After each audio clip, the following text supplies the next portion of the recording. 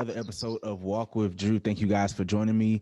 Be sure to hit that like button. Be sure to subscribe, comment, all that good stuff. As you can see by the title, today we're talking to two police officers in the community. I've been wanting to do this episode for like a long minute just to get some different perspective on, the police force and police officers, and to just talk to two black police officers at that. So we got Aunt McGill and we got Micah Newman in the building. What's good with you guys? What's up? What's What up? up? What up? What's Bless. what's Always. popping? So if you guys good, just one at a time. And start with you. Just introduce yourself. Tell us a little bit about yourself. Anthony McGill, born and raised Charlotte, North Carolina, east side of Charlotte. Went to Butler High School. Graduated from Butler. Went to Wingate University. Played football there for about like 5 years. I didn't graduate on time, and got out and became a police officer. But again, like me and you had a conversation earlier, I don't label myself as just a police officer.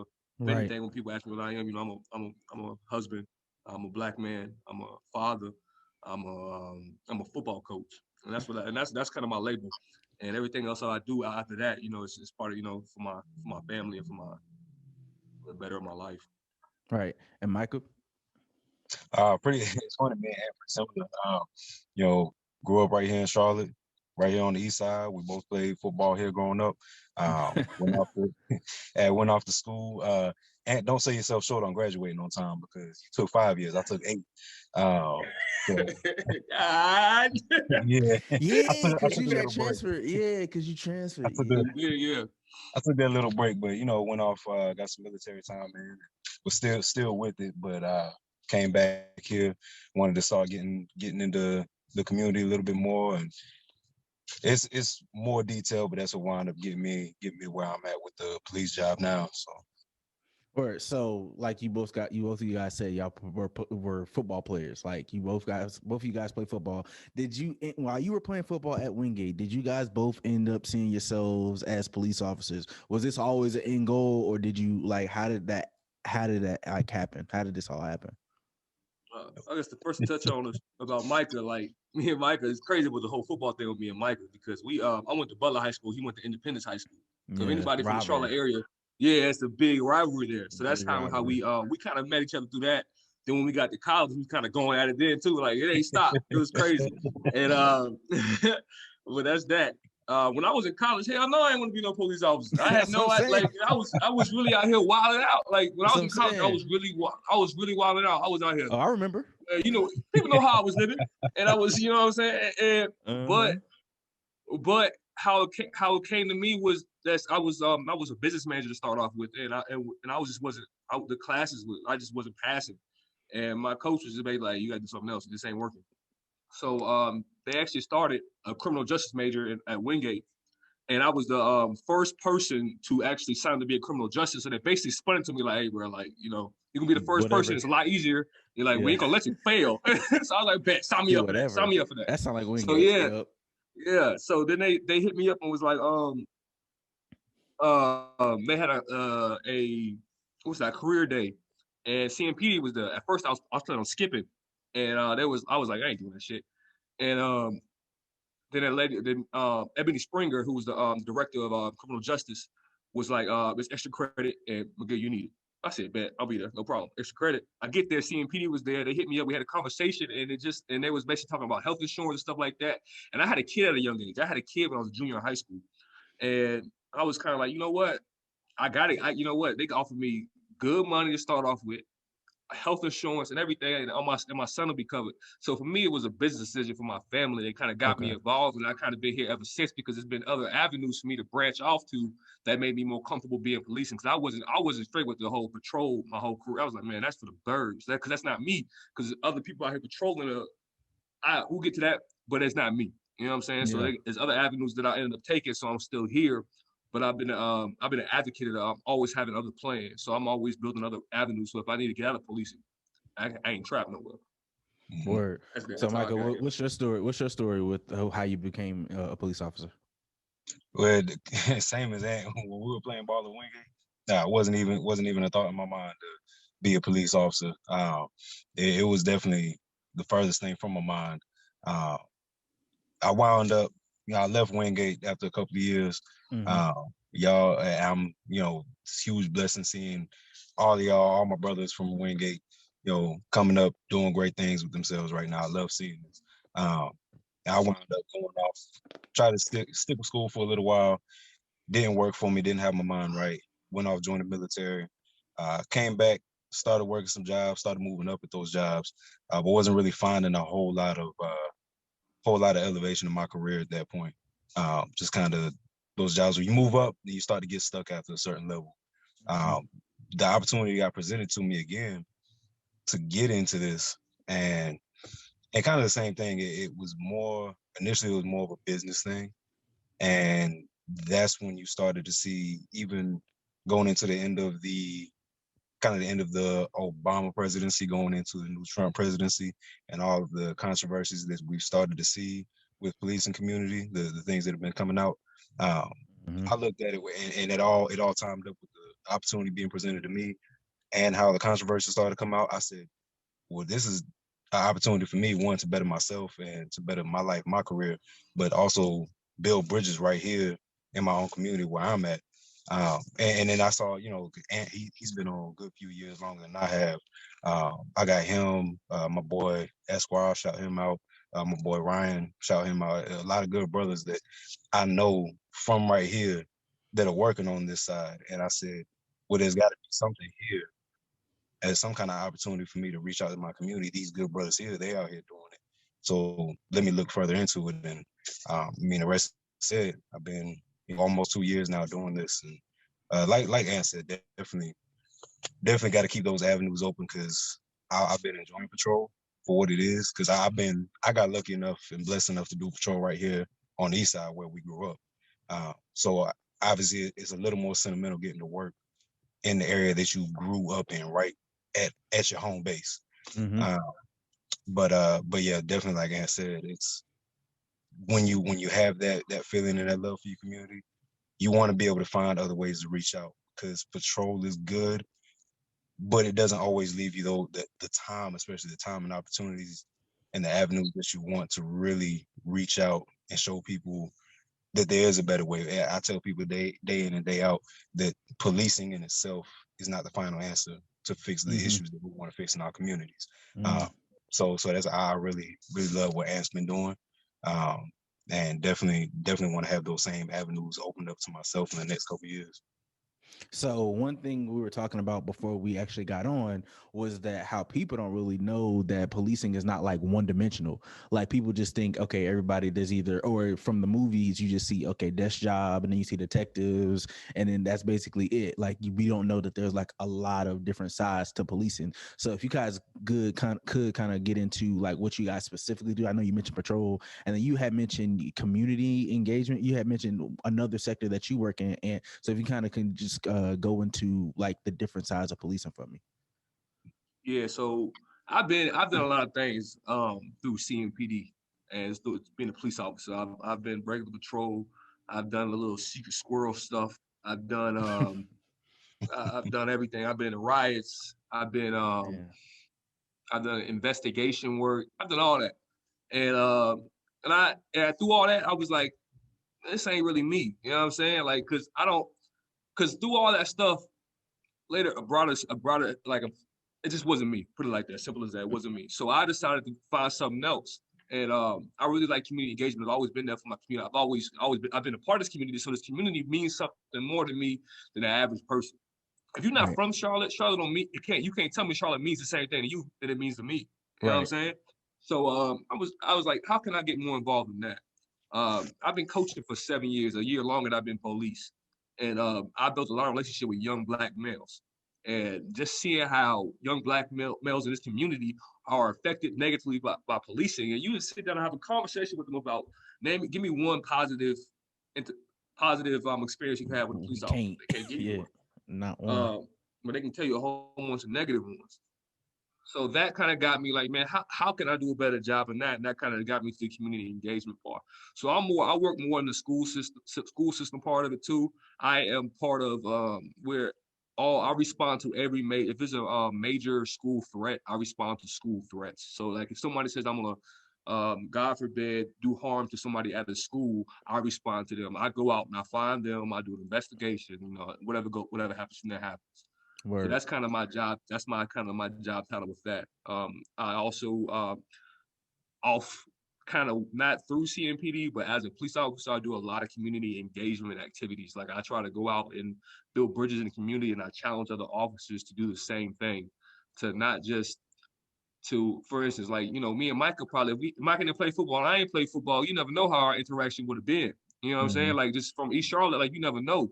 It's just crazy out here. It's from being from Charlotte. Right. So me and Micah met through football, and it built that chemistry, built that bond, and me and Micah have been cool ever since. And so I was like, the best way to reach out to me as a young black male when I was young was something that had to do with sports. So I've been doing a lot of community events based around just sports and things that's coming around and being able to shoot the shits with each other. And now I feel like I've been building a relationship with different people in the community, and building it with that also through my relationship with them, they come closer to other police officers. And that's kind of my main goal through that, for my sector of just being police. And I want to build a community up, build that bridge, and I do more stuff within the school systems, working with the youth. That's really what I do. I love working with the youth. So that's where I'm at with it. And what about Michael? What about you? So me on the patrol side of policing, definitely it's I definitely want to get more hands on. You could say I'm in the beginner stage of wanting to get to a point like where Ant is, and doing his events and being able to get so much more hands on with getting engaged and having people brought together, having different conversations, having people get to network, meeting people. On my side with patrol, you're answering calls for service. So everything that happens during the day, and it's so much that people don't even realize is happening around them. The accidents, people calling for somebody that looks suspicious outside of the apartment. Somebody starts shooting something. Domestic situation, they hear their neighbors fighting and arguing. But we answer all those calls for service, and we're doing the report work on that. It can get frustrating sometimes, because when you're, especially second shift like I'm working, you're running around most of the day. You're going from one call to the next call. You still got your admin and paperwork and things that you have to do between those calls to document everything.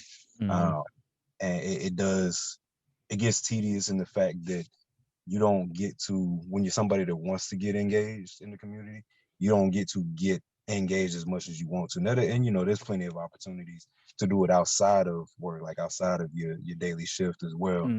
But you don't get as much fulfillment in the engagement as you want sometimes. But there's still different ways to do it. Just talking to people whenever you have a second, when you're on a call for service. I pride myself in always, talking to people, letting them know, hey, this is where I'm from. This is my name. If you ever need anything, call the police. But you can always ask for me.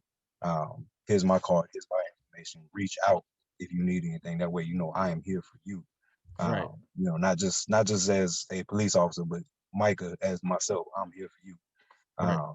So it's there's still ways to get it done.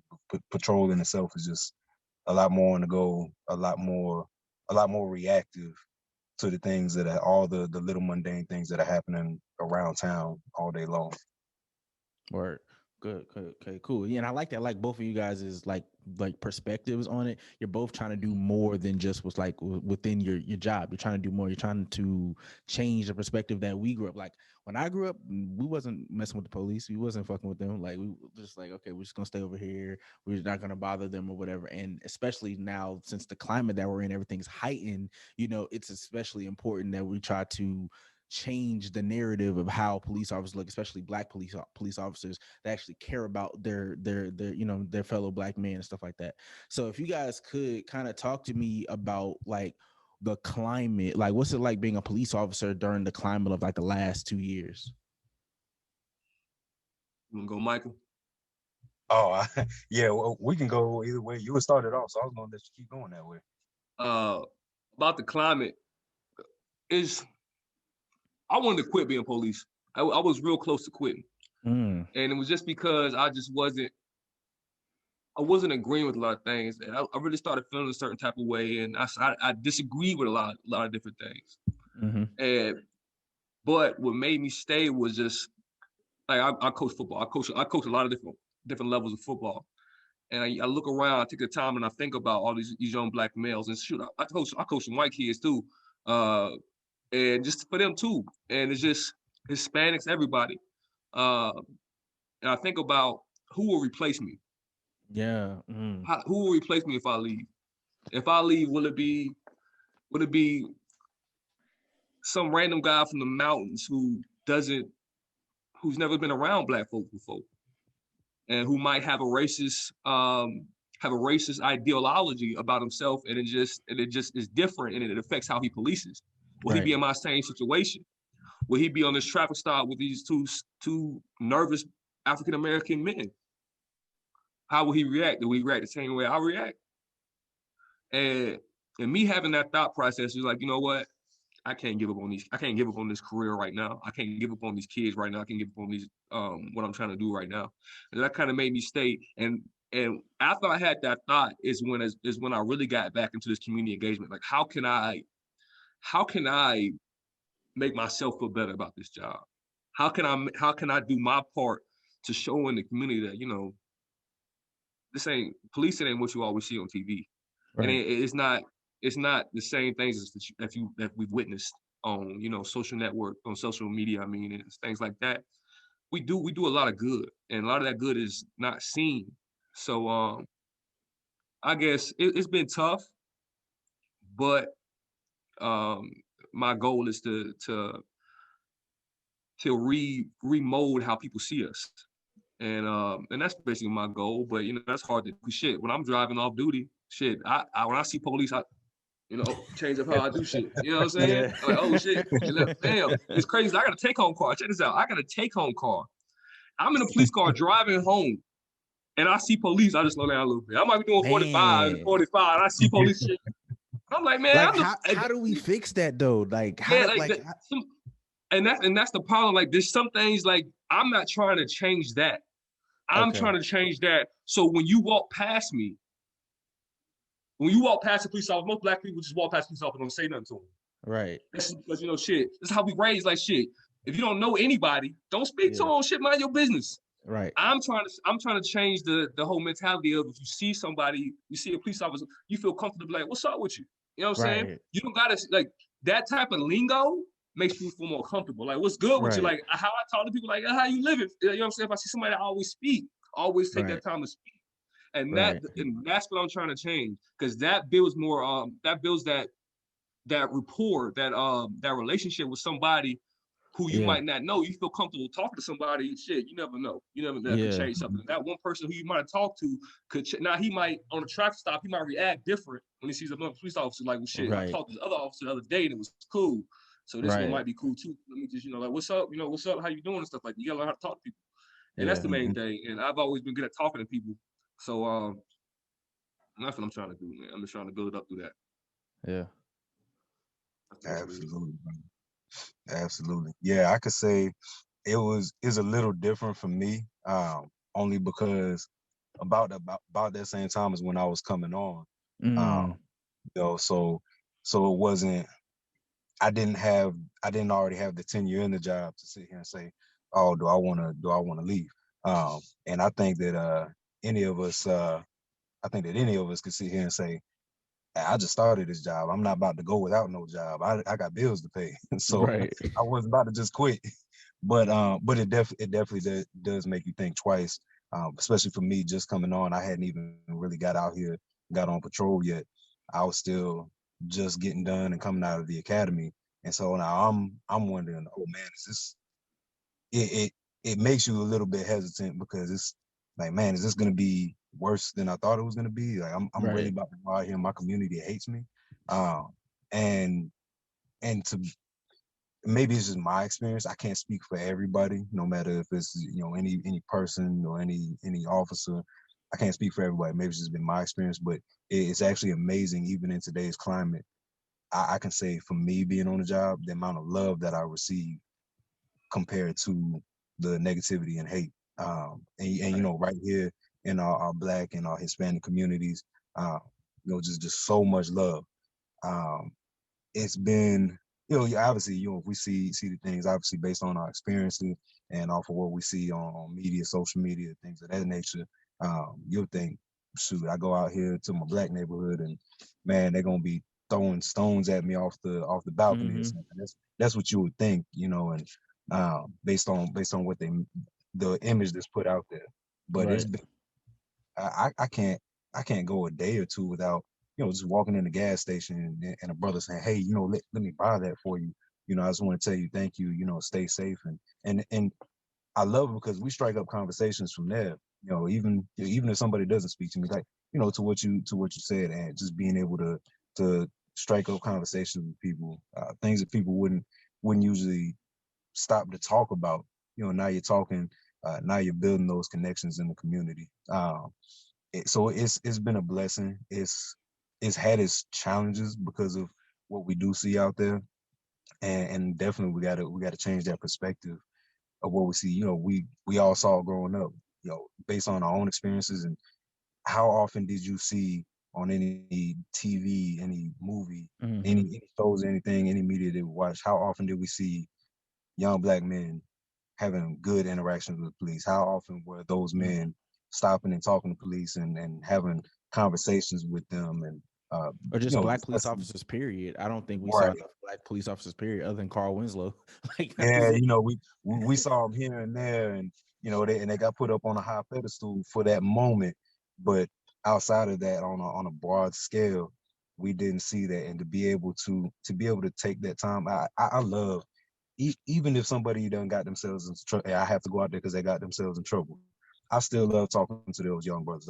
I'll give you a quick example. I don't want to go on too much of a rant. Nah, I'll go give you ahead. a Give quick me an example. example. Uh, Young brother, I won't put his name out there on the line, but young brother over here, he wound up. This was my first time that I actually had to pull a gun on somebody Man, because he had a gun on him. This brother was 12 years old. That's the crazy thing about it. This that's kid was crazy. 12. He'd been pulling guns on other people. We had to go run him down. Now, thank God, I praise God every day. It messed with me for a little bit. The fact that I was like, yo, this kid was so young. And I was having nightmares and stuff about it. And thank God that it went well.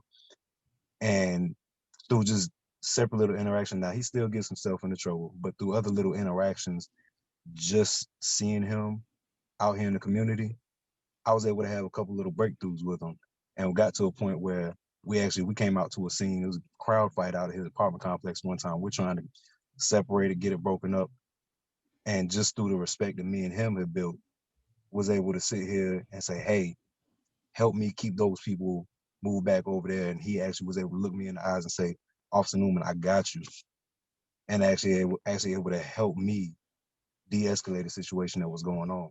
And that's the Word. that's the kind of engagement that we have to have. That's the kind of trust that we got to be able to build with the people in our community. Because, like we said, it's we're so used to seeing negative interactions. Right. Got to build that trust and respect. So like what was you guys' like attitude towards authority coming up? Like I know I was saying, I'm like when I see cops look the other way when you're driving in the car, you know what I'm saying? I'm slowing down. I'm saying, but like if you kind of can give me like an insight into your mind, like growing up, what was your attitudes towards authority, and then how are you trying to correct that same attitude today through your work? I know we've been talking about engagement, but like if you could kind of give me some ways other police officers who may watch this, what they could be doing to try to do that. So if you first kind of give me example of your attitude, and then an example of what police officers could be doing to try to foster that better relationship. When I was young, I was really on that whole fuck 12 movement. I was really just The I was really Migos, shout out to the dodging. Migos for I was that. really Yeah. ducking and dodging. I was really wilding out. See, my life story is a little different than a lot of police officers. Some people have some crazy stories too. Mine's a little different. I was adopted at a young age. So Okay. and right before I got adopted, my birth not my birth mother, my mother got divorced. So I was raised by a single mother. Uh and I lived in different areas, East Charlotte, mainly East Charlotte. And I was really a troubled child. I got into a lot of trouble. I was really wilding out at a young age. So honestly, I wilded out through college, and that was because I don't. When I think back on it now as an older person, that was because I was lost. Right. But back then I started like, this is how I'm supposed to live. Shit, I grew up on BET videos.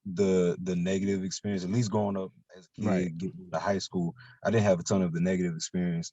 Um, Part of that is due to my parents and especially my mom being as strict as she was on me. Mm. Um, you know, the door wasn't Couldn't run open the a whole street. lot for Yeah. me. Yeah, that door wasn't open a whole lot for me to get up into that. And in which to caveat on that, I think that that in itself just all of our experiences and how we were raised at home, with the experiences we had through the coaching and opportunities. Obviously we all get into a little something here and there that we Right. probably shouldn't. Obviously going into our adult phase, those experience turned us into the respectable people that we are. And I think that has a big part to do with how we view things. Um, I didn't have a lot of negative experience, and it wasn't until I got into college, my 20s, where I started to really have experiences that I could start to base my own personal opinions and feelings off of. Um, and it was back and forth. I would say it was back and forth. There was some that were really good, which I couldn't believe. I said, man, I can't believe that this cop just looked out for me like he just did. Like I thought I was like, man, I'm about to go to jail. I'm just in for it now. And the Lord said, hey, this ain't your day to be going to jail, to be getting in trouble, and that officer looked out for me. Um, I'm better off. But I also had some experiences where even when I wasn't into anything, I had an officer who was trying to find something on me, and he didn't really have a reason to have anything on me. I'll dig into that a bit more. Um, it was an officer who kind of pulled us over. Didn't have a reason to pull us over. There's a Mm-hmm. bunch of us on the way to work, working at Dave and Buster's. Pulls us over. I was driving the Crown Vic back then. Has no reason to pull us over. Never told me why. Never said anything. Has us sitting there for 30 minutes while he's back in his car running information. Comes back to the car, hands me my license, walks away. Never says anything. And that's not bad in comparison to what some people had to go through. That's we got out of there. It wasn't a big aggressive situation. But just to know that somebody came up with that kind of attitude and was searching hard to try to find an issue when there was none. Yeah. Obviously looking back on it today, if I could have that person's information, I would have them called out for it. Because it's obviously the legality of it. You're not even supposed to do that. But even that being said, through those experiences, I still said there's an opportunity for me to do something with this, and for me to make this something even better, and to change up people's views. Because it's things like that that wind up giving people the negative experiences. Things that's even Right. worse than that, those negative opinions. And it's to a lot of people, you said you got to be hands on. You can't sit back and wait and say, well, it'll get better. Well, I haven't done anything wrong to anybody. So I don't see why they should look at me any type of way. But they're gonna look at you some type of way because that's what you've seen. That's what you've seen negative experiences. That's what we're gonna associate when they see us, when they see police. Mm-hmm. You gotta be hands on with it. You can't sit back and wait for somebody else to do it. You have to be getting out there, talking to people in your community. You have to be out there getting engaged, having those conversations, and building those relationships. If you're not building those relationships with the community, then you just another. It's like any other job. Anybody could have filled that position. But what Right. are you doing, bringing to the table to bring your community and bring things together and bring people together? Not just people in the police, but bring people in the community.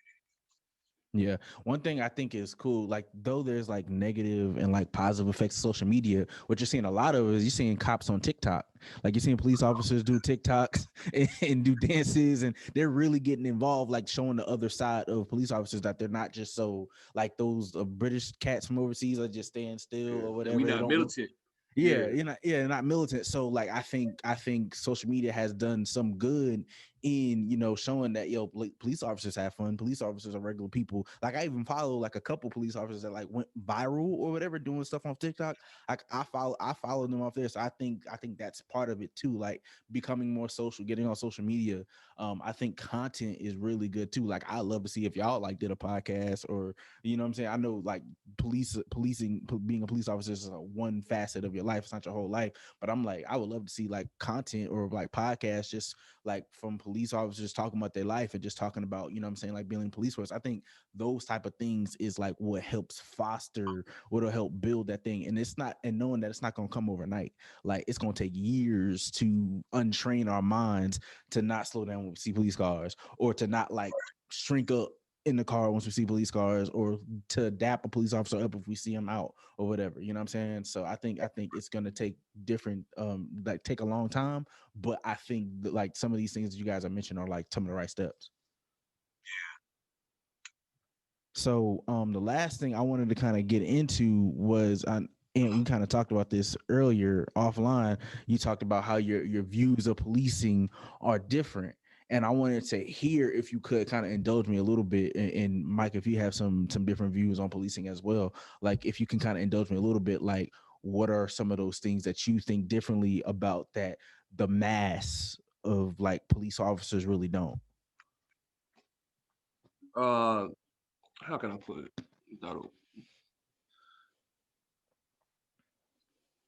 It's hard to put it. It's hard to talk about it. The best way to put it is I don't believe that police officers who aren't from this area, who aren't from like, so if you police in Beatties Ford, your first experience on Beatties Ford shouldn't be as a police officer.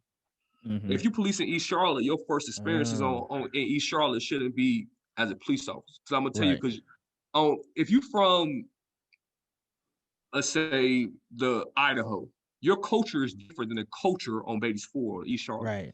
The culture on East Charlotte or Beatties Ford can only be understood if you're from that area or you've been a part of that area. So therefore, like if you're a police officer from Idaho, you have a different view on the world than on Beatties Ford. So you might see something as criminal activity or look suspicious, right, when really in all actuality, that's just how we live life on that side. That's just how life is lived over there. That's how we live because the culture is different. Right. So I don't agree with, like, I walk into a roll call room and I just look around sometimes and I'm just kind of like, y'all really policing people y'all don't understand? Like, have you ever lived on Beatties Ford? I have. Right. Have you ever lived in Charlotte? I have. Have you somebody ever broken your house? Right. I have. Have you been in these situations? If you have been in these situations, so that can affect how you respond to certain situations. Because a lot of officers get burnt out. Burnt out is a big thing. Like, burnt out is huge. Like you see, I'm sure Mike has seen officers respond to certain situations. They just what? They don't have that empathy. Like you said earlier, when you say empathy, I kind of like I rose up because I'm like, yeah, that's a big word. They don't have that empathy. They don't have that relationship. Right. And if you haven't been through a situation, you don't have that empathy. Right. So when I go to calls, in some situations, sometimes I relate more to situations, so I'm more like in tune with them. Like, oh yeah, how can I help you? You know what I'm saying? Because I have that empathy, because I've lived that, I've seen that, I know how it feels, I know how hard it is. I get it. For instance, like I grew up, my mom was at work a lot. I lived in different houses growing up. I lived with my cousin, and his dad was a truck driver, so he was going at night, so he was always out here sneaking out, wilding out. If you never been from a single family home and your parent wasn't there, how do you know how to, when you see a kid out there, like, you don't know how to react. They might not be bad people, they just don't got that same guidance you had. Facts. So instead of reacting to them just like, you're suspicious, you're criminal, you're doing something wrong. Hey, what's up? What y'all doing out here? Like, you know what I'm saying? Just be careful on this side. Like, it's probably best for y'all to, instead of just treat them like a criminal. Yeah. Have a conversation with people. That goes miles. It's so big. With me, it's just like, I just feel like I just see things different, and it's hard to talk about on a social platform like this. I disagree with some things, but I'm sure every police disagrees with certain things. Right. I wish that more people from certain communities will try to join the police department. Yeah. So now we have the manpower to be like, all right, yeah, you're right. We should have people from Beatties Ford, police in Beatties Ford. Right. Because that means something to you. That it means something to you. Right. So it's not about just taking this person to jail. How can I help? Because if you take the top drug dealer to jail, there'll be another drug dealer replacing him. Right. You can't, you know what I'm saying? There's always somebody. It's a high demand, so it's always going to be there. Right. So how can we talk to these people? How can we give them another option? How can we give these kids another option? Yeah. For instance, when I was young, I used to think being a trapping was cool. Like, selling drugs was cool because I saw somebody with a whole bunch of money and a nice car. Right. I never thought about where they living at. Were they living with their moms? Was that bank account? Did they have good credit? Like, shit, I ain't learned about credit until after I got to college. You feel me? Right. So I just saw I saw a couple $100 probably in all ones and $100 on top, just thinking like, the shit, he balling. You feel me? Right. And we gotta have more people going out here and tell like, listen, like it look cool, but it ain't. Right. It's all just it's just like social media. It's them putting a filter on. That's not really, they're not really living that life. They're not really happy. Yeah. They're not really successful. And it's about showing these kids in the community a different way and actually having the empathy and taking the time, setting the time aside to actually go over the stuff with people and go over it with the youth. Yeah. I actually lost a kid that I coached last week. I had to take a day off of work because it cut me deep, man. I was crying on Monday about this. A kid that I coached, I ain't gonna say his name, but we lost him. He's underage. He was 16 years old. He got killed in East Charlotte. Man. I think it was in actually it probably was in your division, Mike. Yeah, 16 years old, got shot and killed. And I've coached him for a while. And I've had conversations with him over and over and over about his life decision. And he was a baller. When I say he was a baller, like he could have played big time college ball. But some certain situations in his life put him in a situation to like he had this availability to make these different type of moves, and it killed me when I found out. I blame myself, and I saw my kids blaming themselves, and he passed in the hands of some of my kids. And that just affected me. So it wore me out. So I was like, shit, Monday, because I'm feeling this way, I shouldn't even go to work. You feel me? Right. I shouldn't go to work because this can make me react to something. Right. And I think that's big. Yeah. So I took the time. I was like, you know what? I'd rather lose this 8 hours. I use the sick time, use vacation, whatever I gotta use. But I took the time, like I'm big on mental health. I'm not mentally stable enough to be at work where I can have power over somebody. Right. So I took that time, and that just affected me so much. And that's kind of why I do what I do in the community. And I just really want to, change these kids' lives. And that shit could have been me when I was young. I could have been me. That could have been Micah. That could have been anybody. His situation was horrible. He had all the potential in the world, and the situations, and it's just the hand of cards he was dealt put him in a bad situation. And the kids at Butler are really going through. I coach football at Butler, and the kids at Butler are really affected by it. And that's that. So that's why I do what I do, to try to change these kids, to try to give them another opportunity, to give them another view on life, and just go from there. Yeah, and I like that the ideal of having people police communities that like live in communities, because I think the police department would look a lot different if you had people working in Charlotte Police Department that live in the Charlotte Police Department. But I think it's the same kind of thing with how people don't go to the Army. I didn't come up wanting to go to the Army because I'm like, I ain't about to die for my country. What this country did for me? You know what I'm saying? That's how we came up. It's a stigma. So I think the same thing is a stigma behind like police being a police officer. We have to change the stigma. And so like, okay, that there's different positions. Same thing with the Army. I didn't know you could do media and stuff in the Army. I thought it was just killing. I just thought it was just like going out there and like having the guns or whatever and just doing that. But there's like people who do media in the Army. So I'm like, I didn't know this like a couple years ago. So I think that's important too. Micah, you got something to add? I know you got to get out of here quick. Well, just real quick and praying for you, brother. I didn't know that you knew a young brother over here that passed. That was I was sad to see, but to revisit point that we've hit a couple times is that empathy, and even because I didn't personally know him the way the aunt knew him, but it's still, when things like that happen, it bothers me, because to see a young brother gone in such a senseless situation, it bothers me. It's sad, and it should be to everybody. And And a lot of times, all of us have seen it. All of us who have done this job have seen it. Um, we see when officers, they get not only used to all these things, seeing all these things on a regular basis, that empathy goes away, and something like that happens. It's just like, well, there's another one. Um, it and to to play devil's advocate on that, part of that is almost a mental self-defense thing where people kind of do that to keep themselves from breaking down too much, but at the same time you can't lose that empathy. You have to have that empathy coming in. You can't lose that empathy. You can't go to calls for service all the time or be working out in the community and see some kid who's acting up doing all this, and just first thought is, oh, it's just Yeah, another kid bad out here child. acting up, Yeah. criminal, because you look at the life that they've been given. And yes, people can come up out of this situation. Yes, it happens all the time. Um, but you have to. Some people you have to have a little extra give with, because look at their situation. Look at what they've been given through their life. You know, they weren't given the same things. They weren't given the same opportunities. And it's up to us.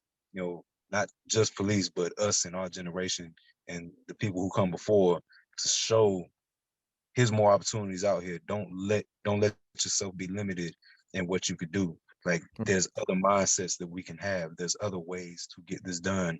It's here for you. Let me help you get there. And we have to be a part of that. Um, I tell, like I said, policing. I tell people this all the time. Policing is not the final answer to the problems in the communities. Mm, And we have to be willing to step out of that realm of policing. People talk about proactive policing, and there's still officers that is just all about proactive policing. Like, I have to get out here and get the guns and drugs and stuff off the street, and be digging to find the criminals and where they're at. Which is, yes, we should be on top of that. Here's my thing about proactive policing. No matter how much you want to call it proactive, and this may be a semantics game, no matter how much you want to call it proactive policing is still reactive, because you're not going to be going over here to try to get guns and drugs and stop crime if it's not. So, mm, in a sense, that proactivity is still reactive to what's already happening. So, mm. how do we step out? So we have to be engaged in a sense of stepping out of the realm of just policing and find out, how do we actually help our community? How do we afford people better opportunities? How do we help people get jobs and keep them involved and keep them engaged, so that they're not running around the streets, so that they're not getting into trouble and getting into these things.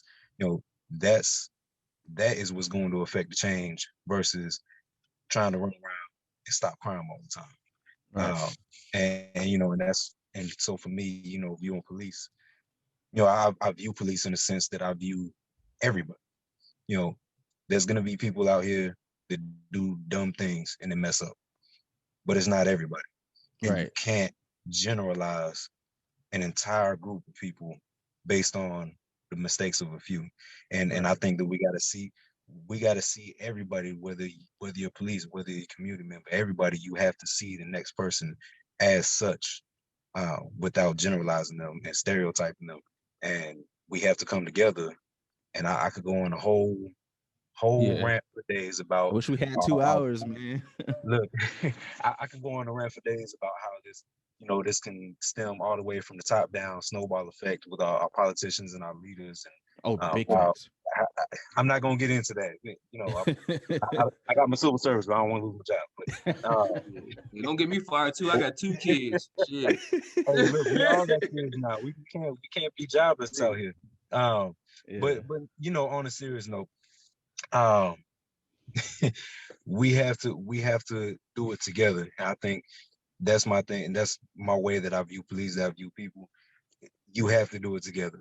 Right. We're not gonna sit here and move forward, say, well, we're gonna get rid of you, and that's the solution. No, it has to be done together, and it has to be done from a place of true care. Um, you got to be genuine, and you have to have that empathy. Yeah. Man, y'all said a mouthful, man. It's been a good conversation. I pray everybody who watched this, y'all learned something. I learned something. I definitely got to hear other people's hearts on this conversation. I know you guys are policemen, so y'all might not want to put your social media out there, but if you do, you can shout it out. But I understand if y'all don't want to, because I wouldn't want that type of smoke on my Yeah, line. you can follow me, Coach _ McGill, McGill. Yeah, I'm always out here. I'm always doing stuff for the community. I'm always posting shit about my kids, the kids I work with. I work with kids from all the way up to elementary school, all the way up to college. It's great. If you want to get some DB work, get some receiver work, I got some people I can put you on. We can get the work in ourselves. Shout out, I do a lot of stuff. I coach for Butler High School. I coach for the Carolina Stars. I also have my own little travel 7-on-7 team too. We really get it in. Come holler at us. We'll get it in. If you got a kid that wants to get work, I know somebody can get your kid better. Invest in your kid's future. Invest in the future, because I'm telling you, keep them ahead of that curve. It'll pay off. Also, Independence High School is trash. Butler's where it's at. Oh, I can't believe he had to end on that. This man, You already know how I was coming. walking out. Oh my gosh. Hey, look, you know, we're back on the come up. I'm interested to see how things go this season. Hey, look, come on, look. We're talking about the post Tommy Knox era, okay? So let's not get into that. All That right? was real. That was real. That was real. We can't compare the two. That was cheating. No. That trailer park was full. Hey, look, we all know that Charlotte football and the way that the football is done throughout CMS in our era is not what it is today. Yeah. But oh man, I miss it. But yo, shout out to the big eye. Y'all do your thing this year. Don't listen to these haters. Like, don't listen to all that. Y'all do your thing. What's the big eye? What's that? Don't act like. I heard a little eye. Y'all gonna go in. How long did it take y'all to catch a win? It don't matter. How long have you ran the East Side? A decade. I'll take it.